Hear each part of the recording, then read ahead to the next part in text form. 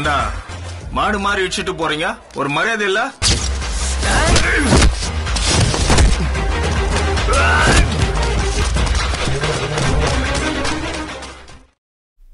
Halo sahabat, Assalamualaikum. Semoga sehat selalu dan senantiasa berbahagia.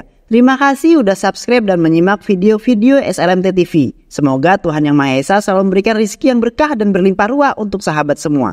Nah, kali ini SLMT TV akan membawakan alur cerita film yang berjudul Ruban 2024. Bagaimana keseruan filmnya? Nggak perlu banyak basa-basi, ini dia alur ceritanya.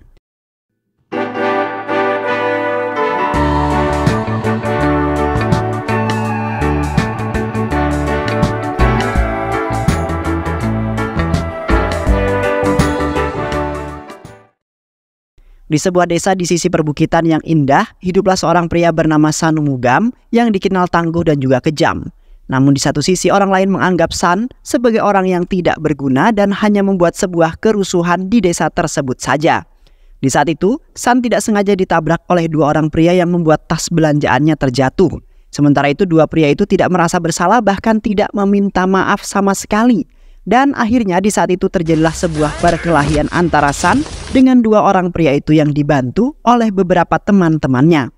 Yang kemudian mereka semua lari terbirit-birit karena San telah menghajar mereka hingga babak belur dan tanpa ampun. Di samping itu San hanya hidup berdua bersama istri tercintanya. San dan istri merasa kesepian karena tetangga rumahnya tidak terlalu menganggap akan kehadiran mereka berdua. Dikarenakan San dipandang tidak baik sebab pecandu minuman alkohol dan istrinya belum juga hamil hingga saat ini. Namun, San dan istri tidak begitu memperdulikannya karena mereka berdua mempunyai keyakinan bahwa tetangganya pasti suatu saat membutuhkan bantuan mereka berdua. Karena merasa frustasi, akhirnya San meminum minuman alkohol dengan kadar yang berlebih, sehingga membuatnya semakin tidak terkendali, lalu berjalan mengelilingi desa tersebut. Di saat itu San mengatakan bahwa dirinya dan istri merasa kesepian lalu memilih untuk mati. Karena di satu sisi para tetangga rumahnya semuanya membenci mereka, bahkan tidak ada yang ingin mendekati mereka berdua. Yang kemudian San pun menancapkan tangannya ke sebuah pisau yang terletak di tempat sesembahan. Sontak para tetangga rumahnya tidak menyangka kalau San akan melakukan hal segila itu demi dirinya dan istrinya dihargai oleh para tetangga rumahnya. Di samping itu juga San nekat mencari madu di hutan menggunakan alat seadanya, di mana San harus melewati banyak rintangan yang memacu adrenalin seperti mendaki sebuah perbukitan yang tinggi serta kondisi wilayah yang rentan akan kedatangan harimau. Namun di saat itu terdapat beberapa pemburu yang tidak sengaja menembak sarang madu tersebut sehingga mereka semua dikejar oleh semua tawon yang mengganas. Beruntungnya mereka semua selamat dan San juga terbangun dari pingsannya karena telah ditabrak oleh sebuah mobil yang melintas. Dan setelah itu pun San berpindah tempat untuk mengambil sarang madu yang berada di puncak bukit. Yang kemudian madu tersebut dijual supaya bisa membantu membeli kebutuhan San dan istri sehari-hari. Ketika San hendak pulang, San mampir di sebuah kuil untuk membantu 3 orang pendeta yang sedang kesulitan. Para pendeta itu pun kemudian berterima kasih kepada San karena telah membantu dirinya. Selain itu para pendeta akan mendoakan San agar cepat mempunyai seorang keturunan, di mana Dewa Ayapan yang akan mengabulkan keinginan San dan juga istri. Bahwasanya pada suatu hari nanti San dan istri akan diberikan seorang anak laki-laki yang tangguh dan juga baik hati seperti ayahnya yaitu San. Keesokan harinya San pergi ke hutan untuk mencari hewan buruan yang akan dijadikan santap makan siang. Tanpa disengaja, San telah menemukan seorang bayi laki-laki yang menangis merintih karena kelaparan. San mencoba mencari orang tua bayi tersebut di sekitaran area perbukitan itu. Namun, San tak menemukan seorang pun yang berada di perbukitan dan seketika San berpikir bahwa bayi tersebut tidak memiliki orang tua. Atau bisa saja ucapan sang pendeta itu memanglah benar mengenai San beserta istri yang akan diberi seorang keturunan. San nampak bahagia sekali walaupun istrinya tidak mengandung anak dari benih yang ditanam San secara langsung. Dan kini San akan mengadopsi bayi tersebut seperti anak kandungnya sendiri. Karena bayi tersebut adalah pemberian dari Dewa Ayapan. Sesampainya di rumah istrinya San kaget setelah melihat San pulang dengan membawa seorang bayi laki-laki. Dengan semangat San mengatakan bahwa istrinya mengadopsi bayi tersebut. Dikarenakan bayi tersebut ditemukan di area perbukitan dan tidak melihat seorang pun kedua orang tua dari bayi itu. Sontak istrinya pun mengajukan diri menjadi yang pertama untuk mengasuh bayi itu, lalu memberi nama bayi tersebut dengan nama Mani. Yang kemudian, San dan istrinya pun akhirnya membesarkan Mani dengan penuh kasih sayang. Di mana di setiap kemanapun San dan istrinya pergi, pasti Mani selalu berada di sisi mereka berdua. Di saat San mengadopsi Mani, San seketika teringat akan kisah dirinya yang masih menginjak usia kanak-kanak, di mana ayahnya di waktu itu telah pontang-panting mencari pekerjaan, namun tidak juga diterima dimanapun. Dikarenakan ayahnya dulu tidak bersekolah yang membuat ayahnya kini tidak bisa membaca dan juga menulis. San yang bersekolah kemudian mengajari ayahnya untuk membaca perlahan-lahan sampai ayahnya bisa membaca. Tetapi ayahnya tidak pernah merasa malu sedikit pun karena semuanya itu membutuhkan sebuah perjuangan. Yang pada akhirnya San pun berhasil membuat ayahnya dapat menulis dan membaca dengan lancar.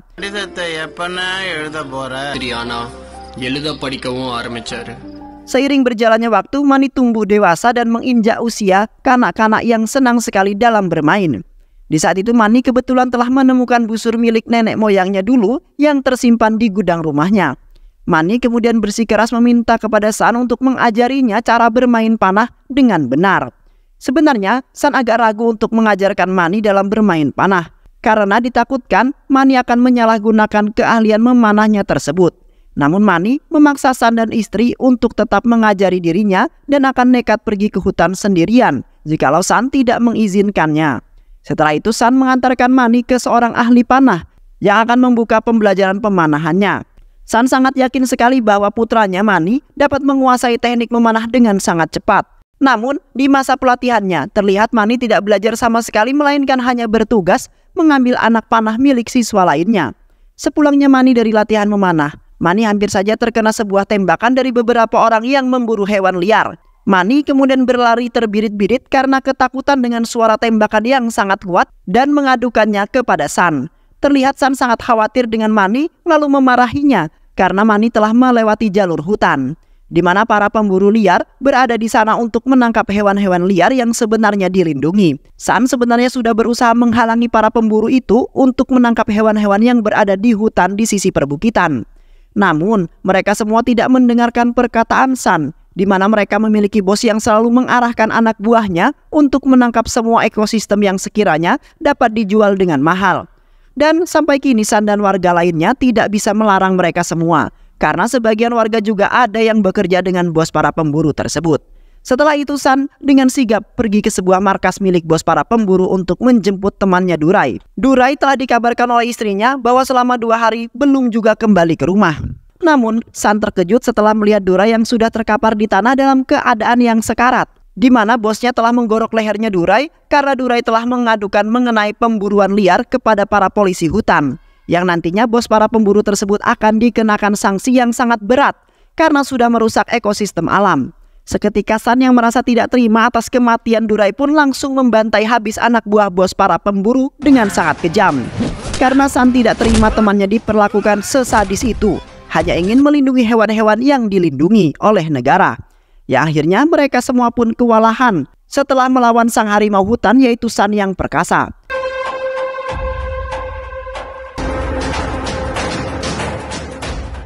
Di sisi lain, terlihat Mani berlatih memanah dengan penuh semangat karena ingin menjadi ahli pemanah, yang nantinya Mani ingin membantu ayahnya untuk mencari makanan di hutan dengan cara berburu. Di saat itu Mani telah mengejutkan para siswa lain dan sang pelatih bahwa Mani lebih unggul dari mereka. Padahal Mani tidak pernah berlatih dan selalu mengambil anak panah milik siswa lainnya. Tetapi di satu sisi Mani selalu memperhatikan bagaimana pelatihnya mengajarkan kepada siswa yang lainnya, yang membuat sang pelatih telah salah menilai Mani lalu tidak memerintahkan Mani untuk mengambil panah milik siswa lainnya lagi. Di dalam markas para pemburu, terlihat bos mereka sangat kesal dengan San yang telah menghabisi anak buahnya hingga babak belur. Selain itu juga San berusaha menghalangi mereka untuk berburu di hutan tersebut, karena menurut San para pemburu akan menyebabkan hewan-hewan terlindungi akan punah dan tidak akan pernah terlahirkan kembali. Namun bos para pemburu itu tidak memperdulikannya dan tetap akan melakukan perburuan di setiap harinya sebagai penghasilan mereka. Bos mereka juga akan memberikan sebuah pelajaran untuk San yang bertingkah seolah-olah menjadi seorang pahlawan hutan. Beberapa hari kemudian, di desa tersebut mengadakan sebuah perlombaan panah yang hanya diikuti oleh anak-anak. Di sana anak-anak nampak serius dalam memanah agar mereka dapat memenangkan perlombaan tersebut, di mana anak-anak telah menunjukkan skill memanahnya dan hanya terlihat satu orang yang nampak unggul. Sementara Mani mengikuti perlombaan tersebut juga, namun sang pelatih panah berusaha menghalangi Mani agar tidak ikut serta. Beruntungnya Mani dibantu oleh inspektur polisi yang ingin melihat keahlian Mani yang katanya jago dalam memanah. Mani pun langsung meluncurkan anak panahnya dan benar saja, panah peserta lain berhasil ditembus oleh anak panah milik Mani. Sontak San yang melihatnya tidak menyangka sama sekali bahwa anaknya Mani dapat melakukan hal tersebut. Dan pada akhirnya Mani pun menjadi pemenang dalam perlombaan pemanahan tersebut. Setelah perlombaan usai, Mani ditantang oleh teman-temannya untuk memanah seekor burung. Lalu dengan sebuah taruhan uang jikalau Mani berhasil memanahnya. Mani pun dengan cepat langsung meluncurkan anak panahnya namun tidak mengenai sasaran. Teman-temannya pun merasa sangat kecewa lalu mengatakan bahwa kemenangan Mani tadi hanyalah sebuah kebetulan saja. Seketika Mani pun menyangkal ucapan temannya dan mengatakan bahwa dirinya tidak berniatan untuk memanah burung yang tidak bersalah tersebut. Karena ayahnya selalu mengajarkan agar menjaga ekosistem alam yang kini di desanya sedang terancam punah. Maka dari itu, Mani akan memulai itu semua dan berusaha untuk menghalangi orang-orang yang ingin memburu hewan-hewan yang dilindungi oleh negara. Ketika San beserta keluarga kecilnya itu hidup bahagia, San seketika teringat dengan ayahnya yang dulu tidak bisa merasakan kehidupan yang sangat indah dalam jangka waktu yang lama. Di mana ayahnya San sangat senang sekali karena dirinya sudah bisa membaca berkat San yang mengajarinya. Namun di satu sisi ia telah mendapat sebuah surat dari bank yang menyatakan bahwa pihak bank telah menyita rumah mereka berdua. Sontak mereka berdua pun menangis histeris karena mereka berdua kini tidak memiliki tempat tinggal lagi. Sementara ayahnya hanyalah pekerja pembuat bata dan juga San masih harus melanjutkan pendidikannya. Namun ayahnya tidak memiliki jalan keluar untuk menyelesaikan masalah tersebut. Dan ditambah tidak ada siapapun yang mau membantu mereka berdua ketika dalam kesulitan. Yang pada akhirnya ayahnya San pun bunuh diri dengan cara menggantungkan dirinya karena sudah tidak ada pilihan lagi untuk hidup. Di samping itu San dan juga putranya Mani pergi ke kuil lalu menyucikan diri San di sebuah sungai. Supaya San dan putranya Mani terjauh dari mara bahaya yang bisa datang kapan saja. Terlihat San tidak diberkati oleh pendeta, melainkan oleh putranya sendiri yaitu Mani. Di mana San beranggapan bahwa Mani adalah utusan dari dewa yang selalu membawa keberuntungan di dalam hidupnya San. Karena San sudah merasakan sendiri setelah kehadiran Mani di dalam hidupnya membuat keberuntungan datang kapanpun San inginkan. Di sisi lain, beberapa warga berlarian karena seekor harimau telah berada di hutan di sisi perbukitan yang mana sangat dekat dengan pemukiman warga. Sebagian warga mengira bahwa kedatangan harimau tersebut karena tempat habitatnya mereka terancam dan makanannya tidak ada sama sekali yang membuat harimau datang ke bukit. Sementara itu istrinya San kebingungan meminta bantuan kepada orang-orang karena San dan Mani masih berada di hutan. Dan kini ditambah lagi bahwa dikabarkan terdapat seekor harimau yang mengganas dan kelaparan. Sontak membuat istrinya San terlihat panik namun tidak bisa melakukan apapun. Yang akhirnya istrinya San memilih untuk bersembunyi di dalam rumah lalu berdoa kepada dewa agar suami dan putranya selamat. Sementara itu San dan Mani masih berada di hutan dan hendak pulang ke rumah karena hari sudah mulai gelap. Mani selalu membawa busur anak panahnya untuk berjaga-jaga dari hewan buas yang akan menerkam mereka kapan saja. Namun tiba-tiba San merasa tidak beres. Karena pada saat itu San dan juga Mani merasa di sekelilingnya ada yang mengintai. Mani dengan cepat langsung meluncurkan anak panahnya ke semak-semak yang ternyata mengenai salah satu seorang pemburu yang ingin menyerang mereka. San kemudian mengeluarkan parangnya untuk mempertahankan diri dan juga anaknya. Di mana beberapa pemburu ingin membunuh mereka guna membalaskan dendam terhadap San yang berlagak menjadi seorang pahlawan hutan. Namun mereka semua telah dikalahkan oleh San dan juga Mani yang saling bekerja sama dalam melindungi satu sama lain. Dan setelah itu mereka berdua pun kembali ke rumah dengan cepat karena merasa tidak aman berlama-lama di dalam hutan. Keesokan harinya satuan tim polisi yang dipimpin oleh Inspektur Santos menyusuri hutan di area perbukitan, di mana para polisi itu ingin menangkap harimau yang dikatakan telah berkeliaran di hutan. Polisi kini percaya bahwa harimau memang benar berkeliaran karena mereka telah menemukan jejak kakinya. Yang kemudian para polisi itu pun memasang kamera CCTV untuk memantau pergerakan harimau tersebut dan agar gampang dalam menemukan sarangnya. Selain itu, polisi juga memerintahkan para petani dan pekebun agar berhenti bekerja dalam beberapa hari karena ditakutkan harimau itu bisa menerkam mereka di saat mereka lengah. Namun San tidak memperdulikannya walaupun sudah ditegur oleh para polisi tersebut. Yang mana San tidak begitu takut dengan harimau yang jikalau ia tidak bekerja, maka ia tidak bisa menghidupi istri dan putranya yang kelaparan. Dan di saat itu pun San masih saja meneruskan pencarian madunya di hutan. Di samping itu, para pendeta telah menjadi provokasi lalu menghasut para warga untuk mengadakan ritual untuk Dewa Ayapan yang dapat mengendalikan harimau tersebut, dan dengan itulah mereka semua selamat dari mara bahaya. Terlihat para pendeta dan penduduk lain melakukan sebuah ritual di rumah mereka masing-masing. Namun San, istrinya dan Mani tidak begitu takut karena ia mempunyai Mani yang dipercaya oleh San dapat melindungi keluarga kecilnya. Karena dipercaya Mani sudah jelas adalah utusan dari dewa yang bertugas untuk menjaga San beserta sang istri. Sehingga mereka bertiga pun memberanikan diri untuk pergi ke kuil lalu melakukan upacara sesembahan. Walaupun para polisi telah berupaya melarang mereka semua untuk melakukannya, namun mereka tetap saja bersikeras dan nekat untuk melakukannya demi keselamatan keluarganya masing-masing. Sementara itu, bos para pemburu tidak melakukan ritual apapun supaya mereka semua terlindungi. Melainkan, bos mereka malah membunuh 2 orang anak buahnya karena sudah memberitahu kepolisian mengenai harimau tersebut. Yang mana bos mereka sendirilah yang akan menangkap dan menembak harimau itu.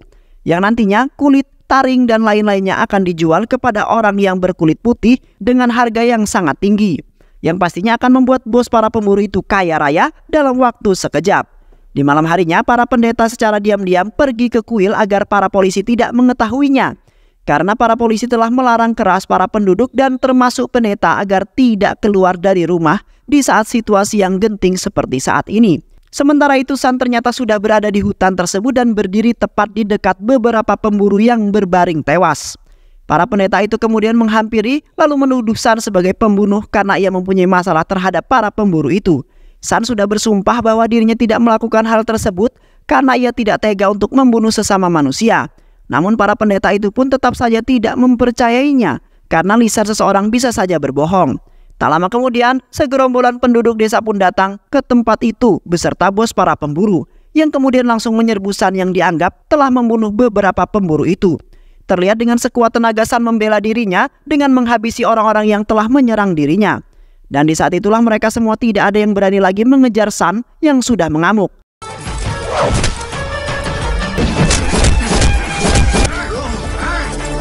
Di samping itu, salah satu pendeta telah menamparnya lalu mengikat San di sebuah pohon. Para pendeta itu memiliki niatan untuk menumbalkan San untuk harimau yang sedang kelaparan tersebut. Karena menurut mereka dewa telah mengatakan bahwa harus menumbalkan salah seorang yang dianggap sangat hina dan sering membuat masalah. Namun Mani bersikeras meminta kepada pendeta dan yang lainnya agar tidak melakukan hal tersebut. Mani kemudian berjanji akan menyelamatkan para penduduk desa dari serangan harimau, di mana Mani akan menangkap harimau itu sendiri lalu memperlihatkan ke semua orang. Dengan syarat mereka semua harus melepaskan ayahnya San yang tidak bersalah itu. Dan setelah itu Mani pun langsung pergi ke hutan untuk membuktikan bahwa ia dapat menangkap harimau tersebut. Sementara itu San meneriaki Mani agar tidak melakukan hal tersebut yang dapat membahayakan nyawa putranya Mani. Namun Mani bertekad untuk menyelamatkan ayahnya agar bisa hidup bahagia bersamanya kembali. Di malam itu pun, para polisi mendatangi tempat tersebut lalu mengusir mereka semua karena situasi sedang tidak aman. Namun mereka semua menolaknya karena ada seseorang anak kecil yang akan membuktikan bahwa ia akan menghalau harimau itu pergi dari perbukitan. Dan tak lama kemudian, suara harimau terdengar sangat dekat yang ternyata Mani telah menunggangi harimau tersebut. Yang mana Mani adalah dewa Ayapan yang menyamar sebagai anak kecil untuk melihat kondisi keadilan serta kebaikan dan keburukan para penduduk. Dewa Ayapan kemudian menyalahkan para penduduk semua karena telah menghardik dan menghina San yang dianggap buruk oleh mereka. Padahal semua keburukan dapat berubah jikalau ada yang mau membantunya dan memperhatikannya. Maka dari itu Dewa Ayapan berada di dalam keluarga San untuk melindungi mereka dan merubah kehidupan mereka yang menjadi sangat bahagia seperti penduduk yang lainnya. Dan setelah itu pun Dewa Ayapan pergi dengan memerintahkan mereka agar melepaskan San yang tidak bersalah. Kemudian berterima kasih kepada San dan juga istrinya yang telah merawat Dewa Ayapan dan memberinya nama Mani dengan sangat baik. Setelah itu para pendeta dan yang lainnya pun meminta maaf kepada San karena telah menilai salah terhadapnya. Mereka semua tidak menyadari bahwa Dewa Ayapan telah bersama mereka di setiap saat, di mana sudah jelas-jelas terlihat Mani menunjukkan beberapa keahlian yang tidak bisa dilakukan oleh orang-orang dewasa sekalipun. Dan akhirnya penduduk desa pun kembali aman karena harimau itu tidak lagi membuat mereka resah. Dan San beserta istrinya hidup bahagia walaupun Mani tidak bersama mereka lagi. Dan ditambah penduduk desa yang tidak begitu membenci mereka lagi, melainkan menganggap mereka berdua sebagai keluarganya. Dan film pun selesai. Baik sahabat, itulah alur cerita film yang berjudul Rutun 2024. Mudah-mudahan sahabat semua terhibur dengan alur cerita film ini. Sehat selalu. Wassalamualaikum warahmatullahi wabarakatuh.